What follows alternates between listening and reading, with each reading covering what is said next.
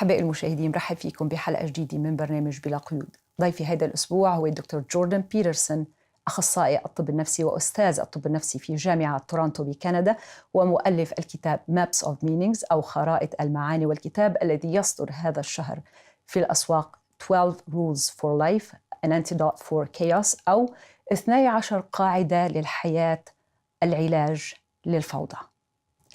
Dr. Peterson, I welcome you to Without Shackles, بلا قيود, and I thank you for the time that you're giving us today. Thanks for coming all the way up here. All right, so nowadays I hear so much people talking about authenticity, living an authentic life, especially the younger generation, youth. They talk about, I want to live an authentic life. I want to be authentic to myself. I want to live this meaningful life. What does meaningful life mean, first of all? And is there a one sense of meaningful life across time? Well, there's three questions there. I guess the first one is, what does it mean to live an authentic life? And what that means is to live by truth, essentially. And that means in accordance with the truth that everyone shares, but also in accordance with your own truth. And one of the ways of ensuring that is to be very careful with both what you say and what you do. And you start with what you say. Is don't say things that you know to be untrue. And the reason for that, well, it's twofold. One is you can't help but distort your perceptions of the world if you abide by things that are untrue, because you'll change the way you look at things and the way that you interact with things, even if you don't think you're changing them. The problem with stating things that you know to be untrue is that you inevitably come to act as if they're true, and then you don't live in the world anymore. You live in a counter world or a parallel world, and when they collide, you're going to get hurt. So that's a very bad idea. You also can't tell who you are if you don't attempt to reduce the amount of deception that you're engaging in. I hesitate to say tell the truth, because it's very hard to tell the truth, because you run into the problem of ignorance. You don't necessarily know what the truth is, but people know what a falsehood is, and they abide by them anyways. And it's a very bad idea. The reason people do that is because they believe that they can manipulate the structure of reality in the short term and get away with it, and that there won't be medium to long-term repercussions, or that the repercussions are good. And that's a very naive way of looking at things. You can't alter and distort your relationship with something as all-powerful, let's say, or all-consuming as the entire structure of reality, and hope to get away with it. So that's the authenticity issue. The meaning issue, I think, stems directly from authenticity, which is that if you live out who you are, and you attempt to conduct yourself properly in the real world, then the probability that what you'll do, the probability that what you will do will be meaningful is extremely high. Meaning is an instinct in some ways that indicates to people that they're on a track that's working properly in the short term in a manner that will also benefit them in the long run. And if it's meaningful enough, if it's deeply meaningful enough, then it's not only of benefit to the individual now and in the future, but also to other people. And that, you might think, well, why bother? And first of all, it's intrinsically rewarding, far more than anything else you can possibly do, but it's also the only antidote you have to suffering and malevolence, which you're definitely going to be exposed to, both on your own account and as a consequence of interacting with other people. So authenticity is associated with truth, and then meaning is associated with living out that authenticity. And it keeps you positioned in life so that you can at least bear it, and perhaps even find it richly engaging and rewarding along a multitude of dimensions. It's very practical. You know, when people are told, don't lie, for example, it's often like a finger-wagging injunction. You're breaking a rule. And you are breaking a rule, but that's not exactly the point. The point is that you're distorting your relationship with reality. And the probability that that's going to go well for you is zero. One of the prime religious dicta, regardless of creed, let's say, is that life is best kept characterized as suffering. And then you might say, well, there's two sources of suffering. One is just our innate vulnerability, the fact that we're breakable and fragile, and the other is that we're subject to the malevolence of ourselves and others. And there's no escape from that. There's no way around that. That's the structure of life. So then life has a bedrock element of suffering, tragically and evilly. And then the question is, well, how do you react properly in the face of that? And the answer to that is something like, you aim for something in your life that's of sufficient quality so that the fact that you're subjugated to those things is either acceptable or transcendable, let's say. And in order to do that, you have to figure out what it is that you need and want. And then that has to be made manifest in your actions and your words. And if it isn't, then you're subject to that tragic suffering and malevolence. And then the consequences of that is hellish. Because if your life doesn't have a positive quality to offset the unavoidable negative quality, then you will become bitter and resentful, and then things will get worse. And so it's not merely a matter of making your life better, even though that's very important. It's also a matter of trying to ensure that your life doesn't become as terrible as it might become. And that's the sort of thing that should really give a thoughtful person pause, because your life can become very, very terrible.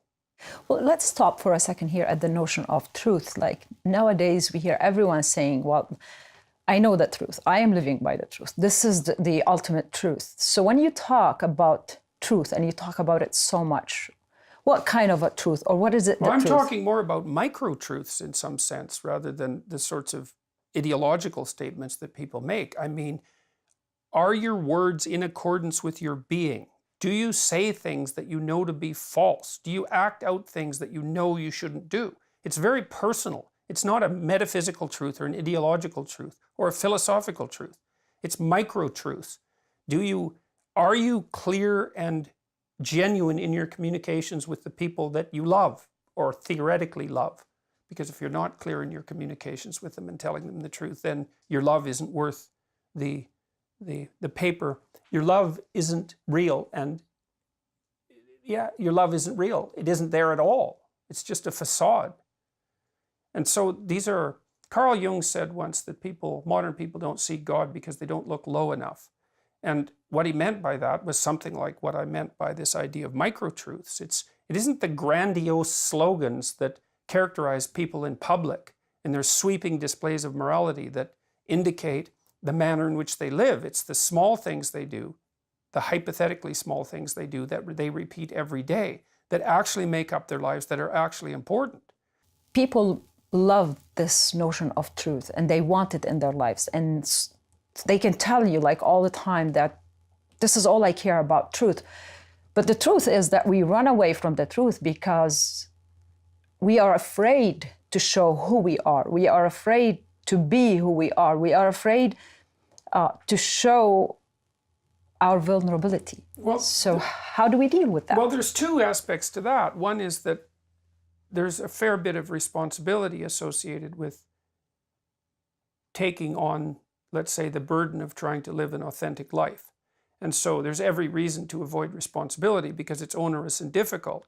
Now, the alternative to that is pointless inactivity, which is death for people.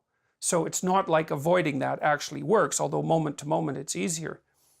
And then with regards to the truth, the problem is that most of the time when you learn something new, so let's say that's part of living a truthful life, is that the willingness to learn something new so that you can rectify your errors, is that you almost always learn painfully. And so Nietzsche said, for example, that you could characterize the depth of someone's spirit by noting how much truth he was willing to tolerate. And that's it's a really interesting take on the problem, because people think the truth will set you free, and that's a biblical axiom. But the problem is that it tends to drag you through the mud and burn you up before it sets you free. Truth, you almost always learn true things about yourself painfully. Not always. Now and then you find a capacity that you didn't know you have, and it's realized, and you're better at something that you thought you might be, and that's all well and good. But very frequently you learn by banging your head against something and then noticing that you were at fault for the banging. And people don't like that. It means they have to take themselves apart and determine why they were motivated to walk down that path. And there's often ugliness at the bottom of that. Sometimes that's even multi-generational in scope. You know, you're acting out some irritation that your grandmother had with your grandfather because they had an abusive relationship, and that behavioral pattern has been passed down the generations and you don't even know it. So it's tremendously messy work to, it's like surgery for infection. It's necessary, but it's by no means pleasant, especially not in the short term. You said something, Dr. Peterson, you said to live a meaningful life, live out who you are. And that's like, as if each one of us is an expert of who we are. People don't know we don't know who we are. And I don't think we report ourselves objectively or honestly.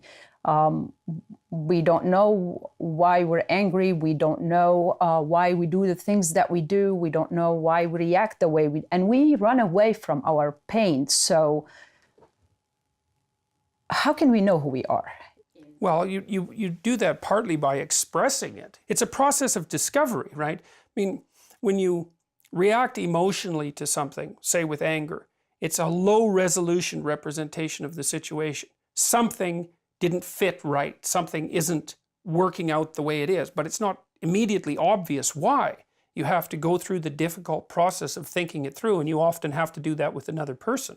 That's partly why it's so important to leave speech untrammeled in a society that hopes to function properly, because without the capacity to say what you think, even badly, you can't figure out who you are, and then you can't figure out what you should do, and then you can't figure out how to live in a manner that will enable you to tolerate life. And then things go downhill from there. So yes, people are too complicated to understand themselves, but we can do it pretty nicely with dialogue. Do you think dialogue is enough to take us like down the road to what really shaped us and conditioned us as as children and growing up to know exactly who we are? Or is there another way to get to know oneself? Because you always quote Jung saying, if you don't know who you are, you will end up acting out a tragedy. Yeah, that's right. So how can people know who they are? Is there an easy way for them, to know who they are and why they react the way they react? Some of it has to do with admitting to the presence of emotions. If you see someone who's doing well, maybe a family member, and that makes you resentful, which is very common, then it's very unpleasant to admit to that. But it's very much worthwhile to notice it and then to think, well, wow, I'm not happy that my brother is doing well. What does that say about me? Why am I unhappy? What should I do about it? It's the willingness to notice often uncomfortable emotional states, and then the additional willingness to delve into them for understanding. And you won't do that unless you believe that becoming clear about such things is going to be useful, assuming you want things to be better. You won't be convinced of that unless you believe that investigating those sorts of emotions can lead to something good, and you want something good. You won't be able to put in the moral effort necessary to do it. But if you notice your life and you notice that it isn't going as well as it should, and that you're not as strong as you might be, and that things hurt you more than you can bear, and that you're anxious and unhappy, then you might ask yourself, well, perhaps there are important things that I don't know. And then you can start paying attention to the emotional reactions you have that aren't pleasant, in the hope that you'll learn something from them. Like, imagine that you have a disagreement with your husband or wife, and that's unpleasant. It's unpleasant because of the emotional tension around the disagreement. It's also unpleasant because you might be wrong. And so your primal motivation is going to be to defeat the other person in the argument. But if you note the negative emotion and you accept the fact that you might be wrong and you listen, and the other person can tell you in what manner you were wrong, then you don't have to repeat the same mistake forever. And so that's part of it, is a matter of getting your fears in proper order. You should be more afraid of propagating a mistake across time than you should be of facing the consequences of a mistake in the present. That's wisdom, right? It's no picnic to see how error-ridden you are. And that manifests itself in anxiety and resentment and doubt and anger and all those emotions that people find, well, sometimes self-righteously thrilling, but usually negative. But if you understand that you delve into that, and that the reward for straightening it out is that you don't have to run into the same brick wall face first every day for 30 years, then you can motivate yourself to listen and to learn, even when it's unpleasant. The consequences of not doing it are more unpleasant, so that's a good thing to realize. Do you think really that each one of us, every person, has the ability to notice themselves and catch the true feelings that are working inside of us, and especially the negative feelings, and stop themselves? Or what is it, on the other hand, that hinders us from catching these feelings and not be able to change? Well, I think that everybody has the capacity to stop saying things they know to be untrue. And that's a really good start. You know, people are going to differ in their capacity to articulate and express themselves. But they are going to also articulate and express themselves in a variety of means. Some people will do it linguistically in a very articulated way. Some people will do it artistically. Some people will do it through caring for others. You know, there's lots of different ways that an authentic life can be manifest, and not all those are necessarily verbal or intellectual, for that matter. But a huge part of it is the desire to do so, the desire to get things straight. And that's associated with the idea, that's a very deep religious idea in some sense, that you should orient yourself to the furtherance of being, that your proper attitude towards life is that you want it to be better, that you want to improve it. And then you also take on the burden, let's say, of deciding not to engage in deception, knowing full well that the use of deception makes things worse. And so, yes, I think that people can move ahead with that from a moral perspective, regardless of their intellectual abilities. So, and I mean, if you look at classic religious ideation, in Christianity, for example, there's an idea that redemption is a universal possibility. It's independent of your intellectual gifts, or of any gifts for that matter. So what does it mean, or how is it that if we do not know who we are carrying out a tragedy? If you aren't acting out who you are, you're acting out something else. And unless you know what that something else is, you better be careful. If your existence is predicated on a tissue of lies, then you're essentially in the hands of the generator of lies. And there's great mythological representations of the generator of lies. You know, that's let's say, psychologically speaking, the symbolic representation of the generator of lies is a satanic figure. And if you're acting out a life of lies, then that's whose hands you're in. It doesn't matter if you're a believer or not. These are psychological realities as well as potentially metaphysical realities. And if you're in the hands of something that wants nothing good for you, you better look out, because that's exactly what you'll end up with. And, you know, people know that to some degree. When they decide to act in a false manner, there's a voice in the back of their head that utters a warning, and they often say, to hell with it, I'm not paying attention to that. It's like, well, fair enough, but you won't get away with it, because people don't get away with anything, as far as I can tell. Do you think that people have the ability to align themselves on their own? I don't know if they have the ability to align themselves on their own, but there are very few people who are on their own. You know, we're very social creatures, and I think that in concert with other people who are well-meaning, you can go a long ways to putting yourself together. Now, if you have people around you that you trust and that you can talk to, then that buttresses the places where you happen to be weak. So I do believe that people have the capacity to put their lives together to a far greater extent than they often do. But the people that are writing me, and it's mostly young men, I would say, not only, they say, well, they say something like, my life was really terrible. I was nihilistic and depressed.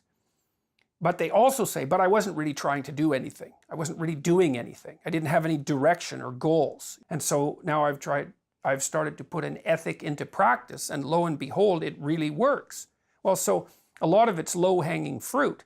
If you're not going anywhere, just deciding to go somewhere can improve your life a lot. If you're deceiving yourself all the time, just slowing that down to some degree can start to produce some radical improvements. I think that people have a lot more potential than, especially ethical potential, than is immediately self-evident. How can people embrace nihilism in their lives when they're still going about every detail and aspect of their life and make you feel like I am living life and I love life, but they, at the same time, like you see that, what is nihilism in this case? There's two forms of it, I suppose, and one is really the act of giving up at the level of action, right? And just not engaging in life at all. That's a real deep nihilism. The more shallow nihilism is to continue to engage in life, but to put forward an explicit philosophy that is predicated on the idea that life is ultimately meaningless and futile. Now, that's, I would say, less profoundly disquieting, because what someone believes is really manifest in how they act. What they say, especially about themselves, in some sense is secondary. It's not like what they say is unimportant. It's not that.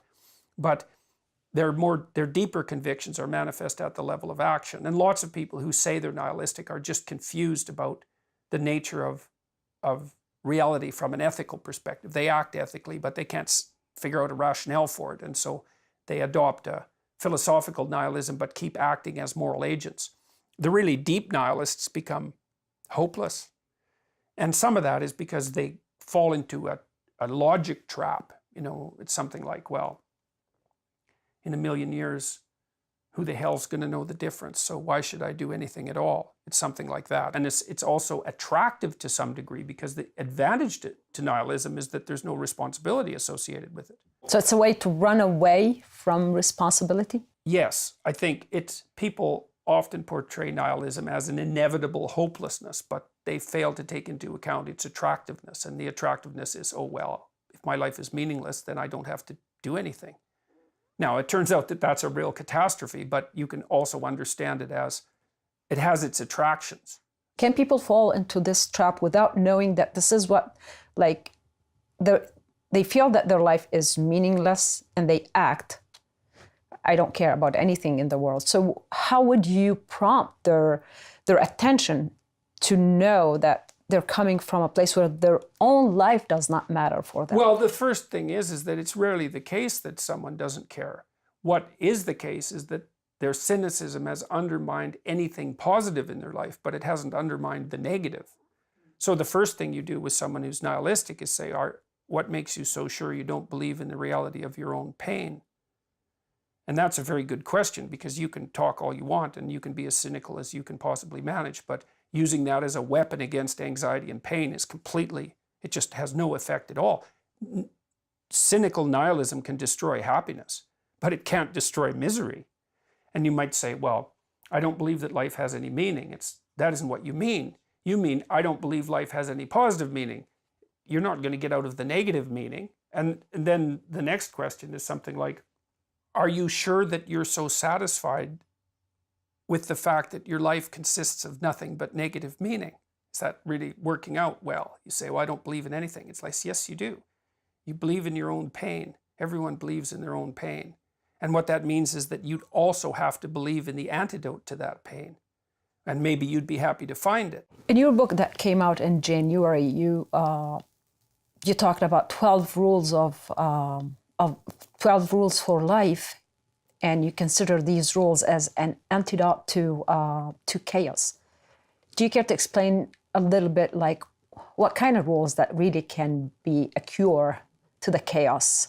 And are you talking about the inner chaos? Both, because I don't think there's any real difference between inner chaos and There's no difference between individual chaos and familial chaos and societal chaos. It's the same thing. It's just manifesting itself at different levels of analysis. And while structure is an antidote to chaos, predictability, routine, a negotiated arrangement so that we come to a mutual understanding with one another. That's all structure. That's an antidote to chaos. And it's not trivial either. It can be a matter of life and death. So structure is one antidote to chaos. And then another antidote to chaos is to learn how to dynamically interact with chaos. So you have two modes of self-protection against the fundamental chaos of life. And one is healthy structure, and the other is the capacity to dynamically interact well with structure and with chaos. A competent person is someone who's like that because they're disciplined. That's the structure. But they're also capable of confronting new situations and mastering them. And to be properly socialized, let's say, you have both of those operating, and both of those should be facilitated. That's why in the Trinity, there's two of the elements of the Trinity are a Son and a Father. A Spirit, say three, a Spirit, a Son, and a Father, but we could go for just two. The Father is structure for all intents and purposes, and the Son is the thing that renews the structure. So, and you need to be aligned with both of those. So, this is one of the problems with moral relativism. So, moral relativism. One rule can be exchanged for another. Yes. Here's something that isn't exchangeable. The necessity of rules. There's the absolute. It's necessary to have a set of rules. There's nothing relativistic about that. It's the case for every human being for all time. Now, the rules obviously are somewhat interchangeable. There's lots of sets of rules that can function as guides in the world.